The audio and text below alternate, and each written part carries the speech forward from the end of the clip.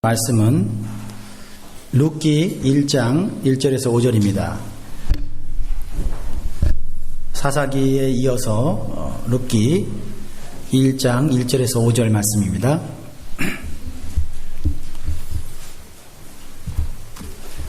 제가 1절을 읽고 교독하시겠습니다.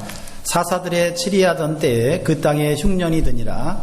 유다 베들레헴의 한 사람이 그 아내와 두 아들을 데리고 모압 지방에 가서 우거하였는데 그 사람의 이름은 엘리멜렉이요 그 아내의 이름은 나오미요 그 두 아들의 이름은 말론과 기르니니 유다 베들레헴 에브랏 사람들이더라. 그들이 모압 지방에 들어가서 거기 유하더니 나오미의 남편 엘리멜렉이 죽고 나오미와 그 두 아들이 남았으며 그들은 모압 여자 중에서 하나를 취하였는데 하나의 이름은 오르바요 하나의 이름은 루시더라. 거기 거한 지 10년 즈음에 다 같이 읽겠습니다. 말론과 기련 두 사람이 죽었고 그 여인은 두 아들과 남편의 뒤에 남았더라. 아멘. 지난 일주일 잘 지내셨습니까? 네. 땡스기빙에 다이어트에 실패하는 분들이 많다고 합니다. 여러분 얼마나 몸무게가 드셨습니까? 또 새롭게 다이어트를 하기 위해서 또 새 마음을 먹는 분들이 계실 텐데 우리 12월 달 우리 잘 준비해서 2016년도를 멋지게 희망차게 맞이하면 좋겠습니다. 우리 서로를 향하여서 축복하겠습니다. 잘하셨습니다. 하나님이 당신과 함께 계십니다.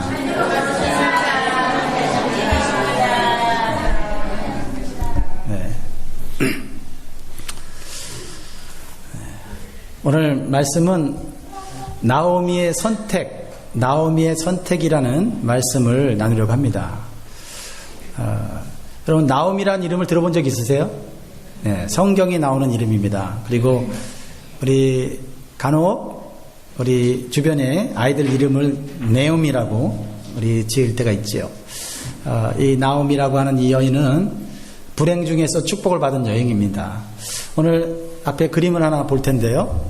그림 한번 보여주시겠어요? 보이시죠? 네, 두 여인이 나오는데요. 불을 안 끄셔도 됩니다. 두 여인이 나오는데 한 여인은 좀 나이가 있고요. 한 여인은 젊어 보입니다. 어떻게 나오미가 어떤 여인 같습니까? 나이 드신 분 같아요? 아니면 젊은 여자 같아요? 네. 저기 나오미는 나이가 드신 분이십니다. 나오미가. 그리고 그 옆에 있는 여인이 딸 같기도 하고 며느리 같기도 한데 누구일까요? 룻입니다. 두 사람은 전혀 다른 민족이고 서로 공통점이 없는데 한 가족이 되었습니다. 나오미는 시어머니고 룻은 며느리입니다.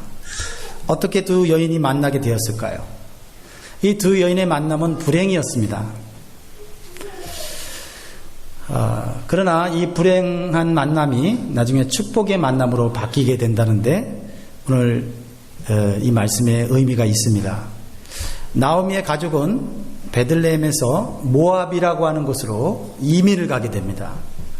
그 이유는 베들레헴이 경제적으로 어려워졌기 때문에 경제적인 상황이 좀 나은 모압으로 이주하는 선택을 했습니다. 매우 자연스러운 선택입니다. 나오미가 하나님을 믿는 사람이 아니었다면 매우 자연스러운 선택이었습니다. 그러나 나오미의 선택은 하나님이 보시기에는 올바른 선택이 아니었기 때문에 문제가 발생하기 시작합니다. 나오미는 하나님을 믿는 사람이었기 때문에 하나님의 뜻을 묻고 이주해야 했습니다. 그러나 나오미와 그녀의 남편 엘리멜렉은 오직 물질적인 삶의 기준으로 판단하여서 모압으로 이주를 결정했습니다.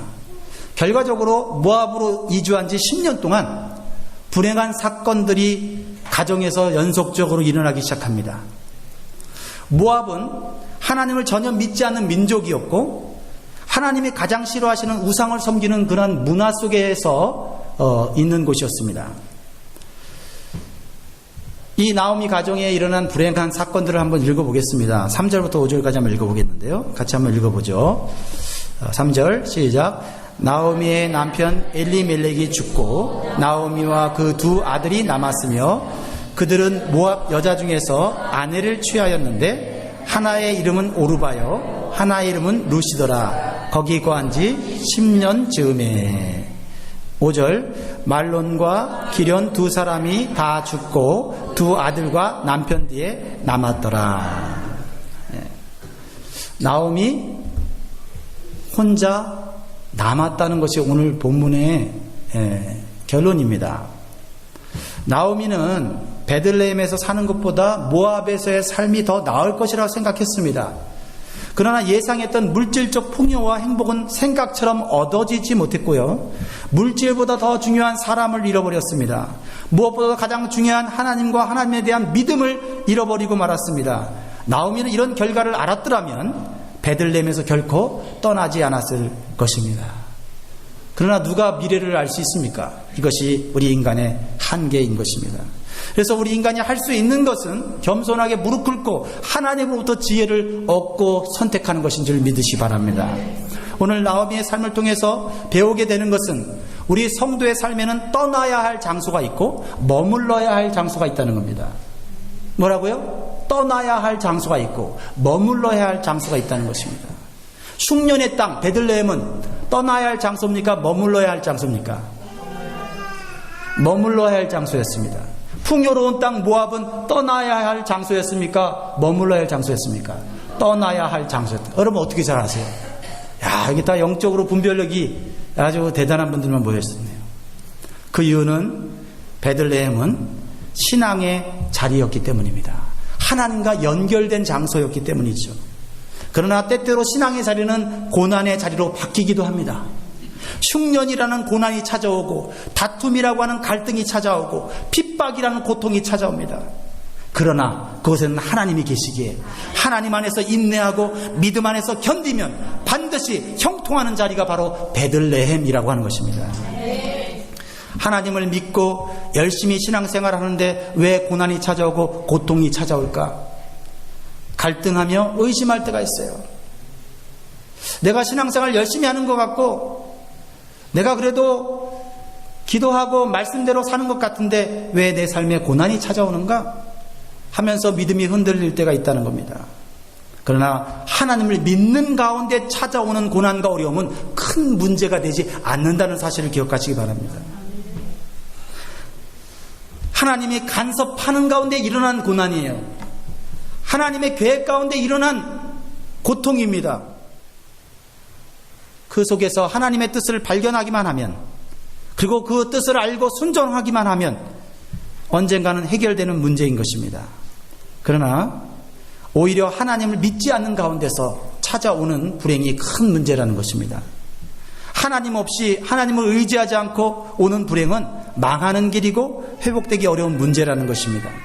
그래서 모압은 안전한 땅이 아니고 모압은 위험한 땅입니다. 하나님을 인정하지 않는 불신앙의 자리이기 때문이에요. 처음에는 형통의 자리처럼 느껴졌습니다. 처음에는 아무도 자신의 고통스러운 과거를 아는 사람이 없기에 살기에 편한 곳이었어요. 자신을 얼걸매고 귀찮게 하는 사람도 없습니다. 교회 나라고 하는 사람도 없고 교회 나와서 봉사하는 사람도 없고 괴롭히는 사람도 없어요. 갈등을 일으킬 만한 인간관계도 없습니다. 그래서 과거의 경험을 되살려서 나름대로 새롭게 인생을 개혁할 수 있는 자유가 있는 곳이 바로 모압이에요. 그래서 사람들은 때때로 모압을 동경하고 모압을 찾아 떠나는 것입니다. 그러나 문제는 현재는 좀 괜찮은데 미래를 알 수가 없다는 것입니다. 그래서 모압은 위험한 땅입니다. 현재는 그럭저럭 조심하며 살아가지만 미래가 보장되지 않으니까 한 번 망하면 다시 회복할 수 없는 자리가 바로 모압이에요. 불안과 걱정에 연속된 삶으로 변할 수밖에 없는 삶이 모압의 삶이라고 오늘 가르쳐주고 있는 것입니다. 오늘 우리는 베들레헴에 살고 있는가 모압에 살고 있는가 이 성경을 통해서 질문해 봐야 합니다. 오늘날 미래가 보장되지 않은 모압의 삶을 열심히 살아가는 사람들이 우리 주변에 많이 있지 않습니까? 믿음의 성도들이 신앙의 자리 베들레헴으로 초대를 하지만 모압의 땅에 대한 기대와 소망 때문에 여전히 행복의 파랑새를 쫓아가는 사람들이 이 세상에 너무 많이 있다는 것입니다. 더 안타까운 것은 믿음을 가졌던 형제 자매들이 신앙의 자리 베들레헴에서 불신의 자리 모압으로 이주하여 살면서 이 핑계 저 핑계 대며 돌아오지 않고 있다고 하는 것입니다. 하나님의 사람 나오미에게 있어서 베들레헴은 머물러야 할 장소였지 떠날 장소는 아니었다라는 것입니다. 그런데요, 그것을 분별할 수 있는 믿음과 영적 감각이 부족했어요. 그래서 눈에 보이는 경제 지표를 따라 움직인 것입니다. 주식의 오르내림을 따라 모압 땅을 선택한 거예요. 믿음의 조상 아브라함이 처음 살았던 곳 어디죠? 갈대아 우르.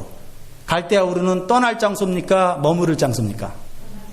네, 잘하시네요. 여기 오신 분들은 아마 하나님께서 주시는 축복을 2016년도에 다 받을 점 있습니다. 갈대아 우르는 떠날 장소였어요. 불신앙의 자리, 우상이 가득한 곳이었어요. 그래서 하나님은 아브라함을 부르셨어요. 그것을 머물지 말고 떠나라고 지시하셨어요. 하나님, 이 아브라함은요, 과감하게, 단순하게 순종했어요. 아브라함은 불신앙의 자리를 떠남으로 복의 사람이 되고 복의 근원이 된 줄 믿으시기 바랍니다. 우리 창세기 12장 1절 2절 한번 읽어볼까요? 시작. 여호와께서 아브라함에게 이르시되 너는 나의 본토 친척 아비집을 떠나 내가 내게 지시할 땅으로 가라.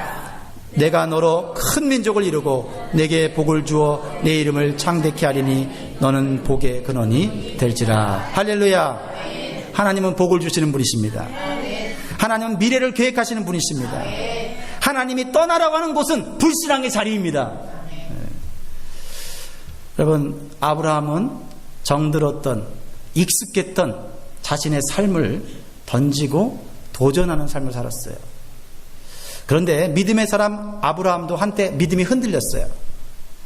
신앙의 땅, 하나님이 약속하신 땅, 가나안 땅에 살다가 그곳에 흉년이 옵니다.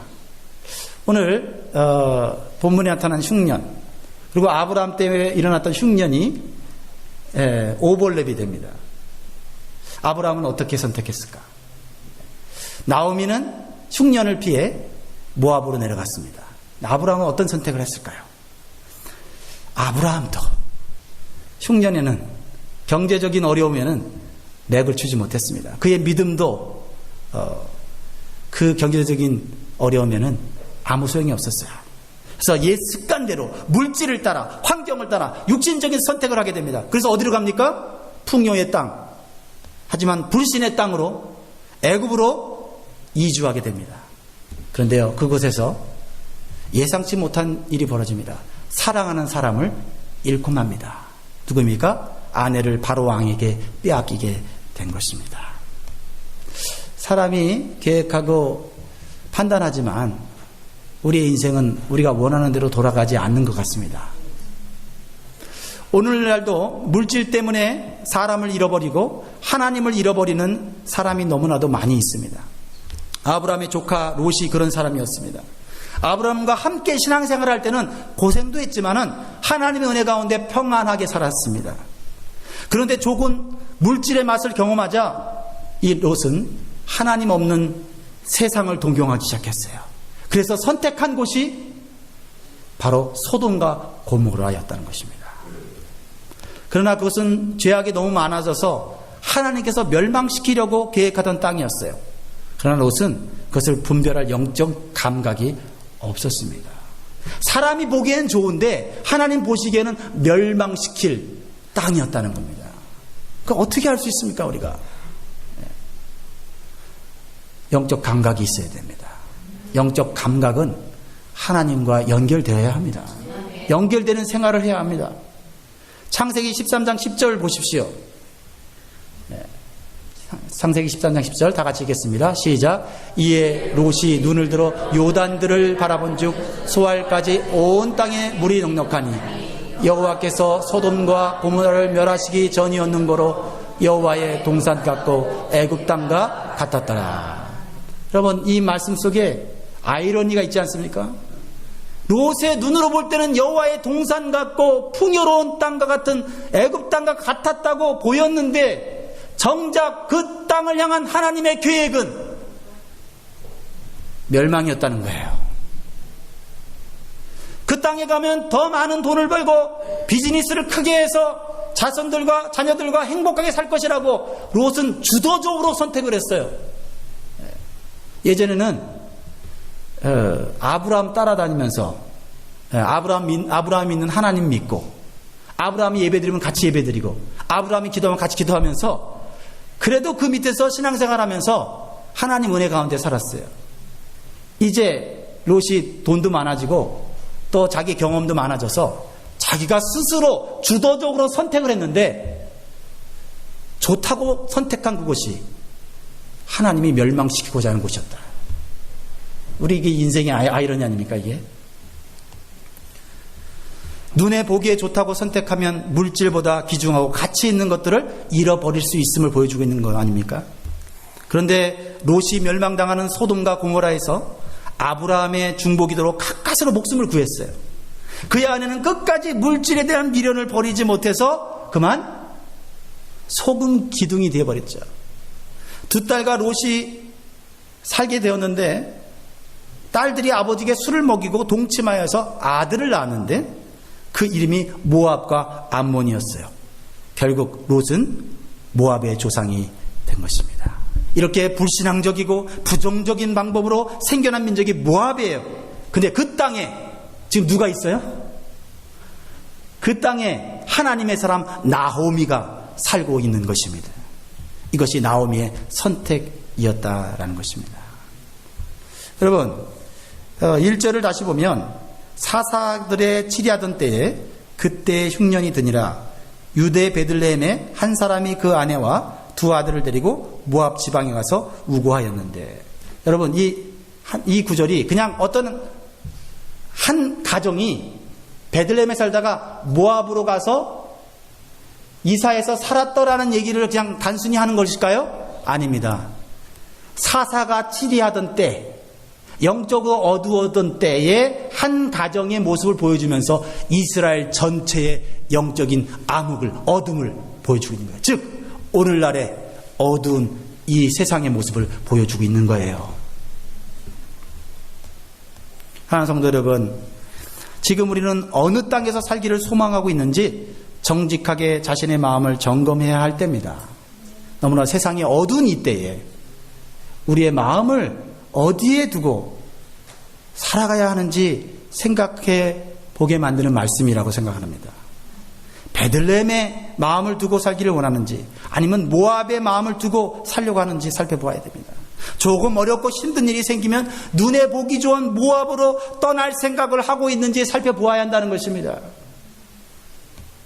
눈에 보이는 대로 감정대로 선택할 것이 아니라 이 길이 살 길인지 죽을 길인지 영적으로 분별하는 선택을 해야 한다는 것입니다. 그런 시대가 왔습니다. 바로 이렇게 세상이 혼란스럽고 테러가 만연하고 지금 세계 대전이 일어날 것 같은 그런 분위기 속에서 우리는 살고 있는데, 이러한데 우리는 베들레헴으로 더 올라가야 하지 않겠습니까? 베들레헴에 흉년이 들었어도 하나님이 계신 곳이기에 그것으로 올라가야 되지 않겠습니까? 하나님과 연결되기 위해서 엎드려야 되지 않겠습니까?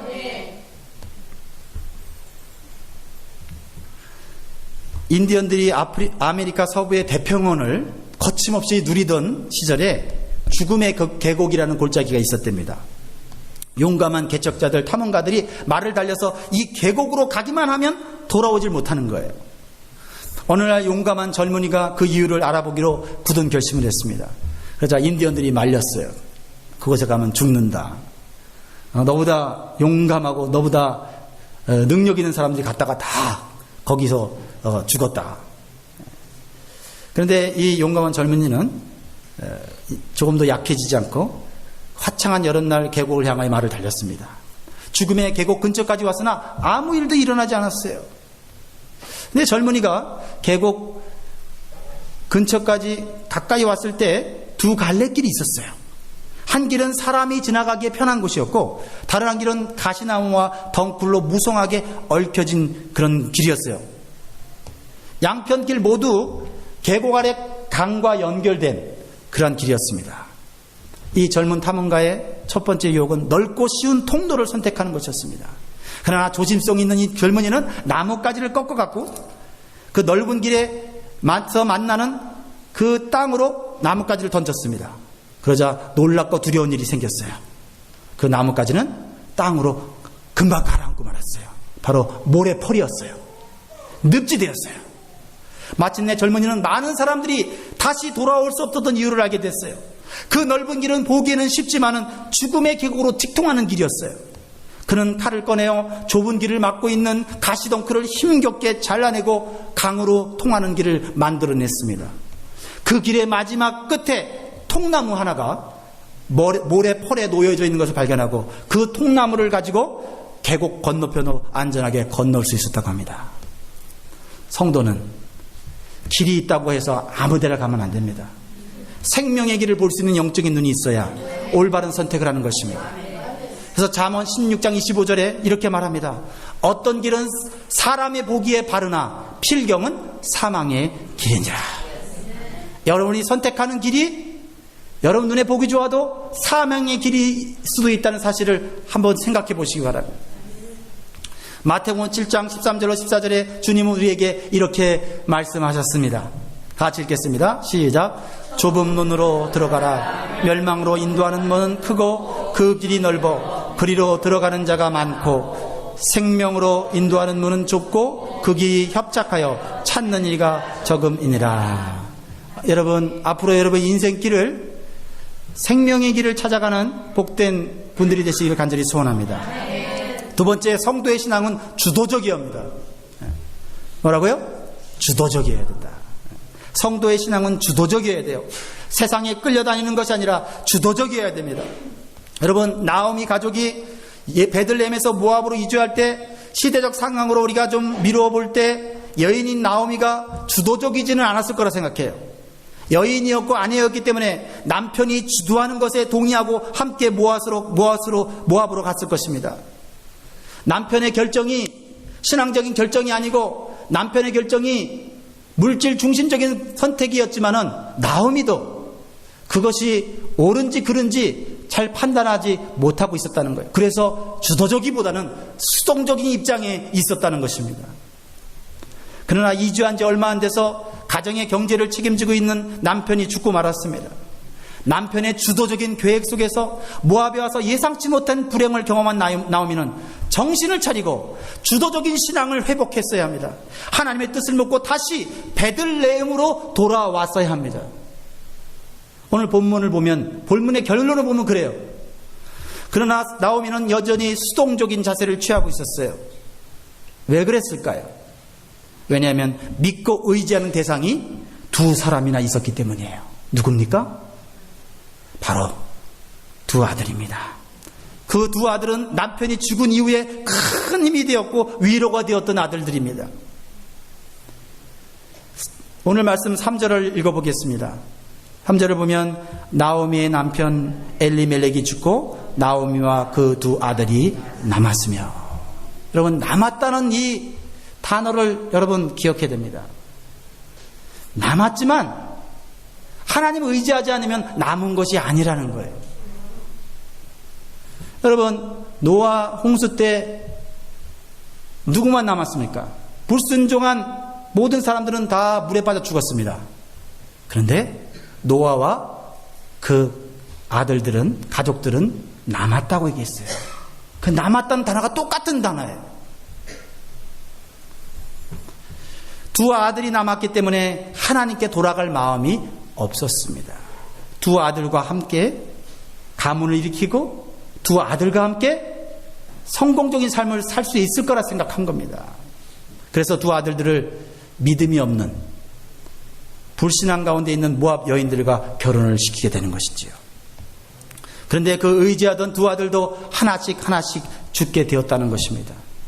아마도 병들어 죽은 것으로 추정됩니다. 왜냐하면요, 첫째 아들의 이름이 말론인데 그 뜻이요, 병들다 약하게 되다예요. 둘째 아들의 이름은 기련인데 그 뜻은 실패하다 끝나다는 뜻입니다. 어떻게 이런 이름을 줘줬을까 이해가 되지 않는데, 성경에 나오는 이름은 그 사람의 운명을 나타냅니다. 병들다 약하게 되다, 끝나다 실패하다. 어떤 교훈을 우리에게 줍니까? 나오미는 하나님보다 병들고 실패할 수밖에 없는 인간들을 의지하면서 남은 인생에 소망을 걸고 살았다는 뜻입니다. 여러분들은 하나님 외에 누구를 의지하고 하나님 외에 누구의 소망을 걸고 살고 계십니까? 시편 146편 3절로 5절의 말씀은 이렇게 얘기합니다. 우리 같이 한번 읽겠습니다. 시작. 방백들을 의지하지 말며 도울 힘이 없는 인생도 의지하지 말지니 그 호흡이 끊어지면 흙으로 돌아가서 당일에 그 도모가 소멸하리로다. 야곱의 하나님으로 자기 도움을 삼으며 여호와 자기 하나님에게 그 소망을 두는 자는 복이 있도다. 사랑하는 성도 여러분, 하나님은 우리가 의지하는 대상들이 힘이 없고 쓸데없다는 것을 깨닫게 해주시는 분이십니다. 가능한 한 빨리 깨달아야 우리에게 소중한 것들을 잃어버리지 않을 수 있습니다. 나오미는 모압 땅에서 하나님을 의지하고 돌아갈 수 있는 3번의 기회가 있었는데 모두 잃어버리고 말았습니다. 수동적인 신앙에 머물러 있었기 때문입니다. 결국 혼자 남게 됐다. 혼자 남게 됐다. 5절 말씀은 우리에게 많은 것을 생각하게 해줍니다. 5절 말씀 읽겠습니다. 시작. 말론과 기련 두 사람이 다 죽고 그 여인은 두 아들과 남편의 뒤에 남았더라. 누가 남았습니까? 많은 계획과 많은 생각을 했는데 결국 남은 건 혼자 남았다. 사람은 혼자 남게 되었을 때 많은 생각을 하게 됩니다. 그러나 그 많은 생각의 결론이 항상 옳은 방향으로 내려지지는 않습니다. 여러분, 단순한 생각이 필요합니다. 오직 하나님의 은혜를 구하는 거예요. 하나님의 은혜를 생각하는 사람들은 다시 회복할 수 있는 기회가 있습니다. 하나님의 은혜를 생각하는 사람들은 다시 회복할 수 있는 기회가 있다는 사실을 붙잡고 다시 일어나는 줄 믿으시기 바랍니다. 여러분, 야곱의 야복 강가에서 있었던 씨름 이야기를 알고 계십니까? 창세기 32장의 내용입니다. 20여 년 동안 낯선 땅에서 고생하고 수고했던 야곱은 이제 재산도 많아졌고 아내와 자녀들도 풍성한 가정을 이루어서 아무런 부족함이 없었어요. 그러나 야곱은 이전에 해결하지 못했던 형 에서와의 인간관계, 갈등관계가 있었어요. 그래서 인생의 큰 위기를 만나게 됩니다. 형이 자신을 죽이려고 400명의 군사를 데리고 칼을 들고 쫓아와요. 다 죽게 생겼습니다. 그때 야곱은 영적으로 감지합니다. 내 힘으로는 나의 모든 것을 지킬 수 없고 모든 것을 잃어버릴 수밖에 없다는 것을 깨닫게 돼요. 그래서 재물을 먼저 보냅니다. 그리고 아내와 자식들을 그 다음 보냅니다. 그리고 자기는 혼자 야복 강가에 앉아 하나님의 은혜를 구하는 기도를 밤새도록 하기 시작합니다. 오직 하나님께로 돌아가 하나님의 은혜를 구하는 것만이 자신의 가정과 재산을 지키는 길이라고 믿게 됩니다. 그러면서 야곱이 받았던 하나님의 약속을 마음에 새기며 기도하기 시작하는 것입니다. 창세기 32장 9절에 보니까 이렇게 말합니다. 야곱이 또 가로되 나의 조부 아브라함의 하나님, 나의 아버지 이삭의 하나님 여호와여, 주께서 전에 내게 명하시기를 내 고향 내 족속에게로 돌아가라, 내가 내게 은혜를 베푸리라 하셨나이다. 11절에 보면 내가 주께 간구하오니 내 형의 손에서 에서의 손에서 나를 건져내시옵소서. 내가 그를 두려워하면 그가 와서 나와 내 처자들을 칠까 겁냄이니이다. 두렵고 무섭고 불안한 마음을 혼자서 해결하지 않고 하나님 앞에 고백하고 있는 것입니다. 그래서 야곱은 기도하기 위해서 야복 강가에 스스로 홀로 남는 결단을 내렸습니다. 나오미는 스스로 결단하지 못하고 수동적인 신앙으로 나아갔다가 어쩔 수 없이 혼자 남게 되었지만, 야곱은 스스로 혼자 남아 하나님과 함께 결단의 기도를 하고 있다는 것입니다. 그 기도의 씨름으로 절름발이가 될 정도로 몸부림치며 하나님의 도우심과 축복을 구합니다. 마침내 고통스러운 기나긴 밤이 지나고 야곱은 하나님의 응답을 받고 담대하게 나아갑니다. 그러자 결과는 어떻게 됐습니까? 하나님께서 불같이 분노한 형 에서의 마음을 부드럽게 하셔서 평생 해결할 수 없는 인간관계, 서로 죽이고 죽이는 그런 원수 관계가 회복되어 아무것도 잃지 않게 되었다라는 것입니다. 나오미는 혼자 될 때까지 하나님께 돌아가지 않았어요. 그러나 야곱은 영적으로 감지하여 민감하게 내가 지금 홀로 남아 내 가정과 내 재산을 위해서 엎드려 기도해야 했다는 것을 깨달았다는 것입니다. 이제 나오미도 홀로 되었고 남은 것도 아무것도 없습니다. 오히려 짐이 되는 젊은 며느리 두 사람이 더 생겼습니다. 하지만 나오미는 이제서야 모압 땅에 온 것을 후회하고 베들레헴으로 돌아가려고 결심하고 있습니다.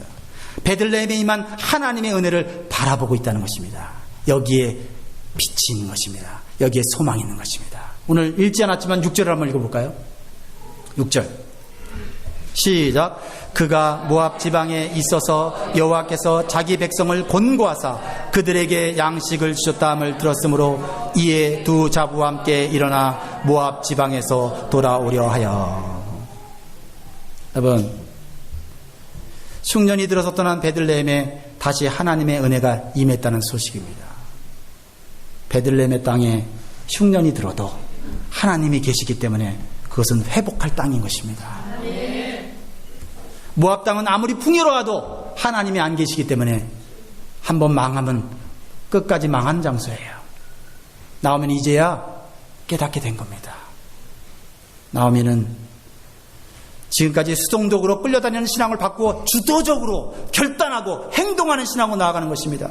이때부터 늙고 과부가 되어 상처투성이인 나오미의 인생에 하나님의 예비하신 길이 하나씩 열리기 시작한 것입니다. 룻기를 읽어보십시오. 얼마나 재미있고 얼마나 감격스러운지 모릅니다. 모압 며느리 룻을 통해 가정이 회복됩니다. 가문이 복을 받습니다. 그 가문에 다윗 왕이 태어납니다. 그리고 후에 영광스러운 예수 그리스도가 그 가문에 태어나게 된 것입니다. 힘없고 불행한 과부 두 사람으로 시작한 가문이 놀라운 영적 육적 축복을 누리게 되는 것입니다. 제 말씀을 했습니다. 사랑하는 성도 여러분, 우리는 미래를 알 수 없습니다. 지금 당장 형통해 보이고 지금 당장 좋아 보이는 것이 우리에게 불행으로 다가올지 모릅니다. 아니, 신앙의 자리에 있는다 할지라도 우리에게 고난은 찾아옵니다. 그러나 하나님과 연결되어 있다면 그것은 은혜의 자리로 바뀌는 것입니다. 여러분, 나오미의 불행했던 삶이 변화되기 시작한 이유는 무엇입니까? 끌려다니던 삶에서 주도적으로 하나님의 인도하심을 바라보고 행동하는 신앙으로 나아가는 데 있었다는 것이죠. 여러분의 신앙을 한번 평가해 보시기 바랍니다. 나의 신앙은 수동적인가? 그저 내 옆에 있는 사람을 따라가는 신앙생활인가? 아니면 내가 능동적으로 주도적으로 신앙생활하고 있는가? 수동적인 신앙은 내 사랑하는 사람들을 지킬 수가 없습니다. 주도적인 신앙만이 하나님의 주신 것들을 지키고 보호할 수 있어요. 이제 2015년이 한 달 남았습니다. 2016년에 하나님께서 계획하신 축복을 받기 위해서 우리는 하나님 앞에 주도적으로 엎드려야 됩니다. 교회 프로그램이 없어도, 기도 프로그램이 없어도 주도적으로 엎드려야 됩니다. 교회 프로그램이 있다면 적극적으로 참여해서 엎드려야 됩니다. 야곱과 같이 밤새 씨름하는 기도를 한번 해보시기 바랍니다. 그리고 이제 불신앙의 땅 모압을 떠나야 합니다. 더 이상 미적미적거리며 사람에게 기대하며 세상에서 방황해서는 안 됩니다. 은혜의 땅 베들레헴으로 돌아가야 할 것입니다. 믿음을 회복하시기 바랍니다. 첫사랑을 회복하시기 바랍니다. 일로부터 가족으로부터 스스로 홀로 남아 하나님 앞에 결단하는 시간을 가지십시오. 하나님은 우리의 삶을 하나씩 열어주실 것입니다. 기도하겠습니다. 오늘 주신 말씀 가운데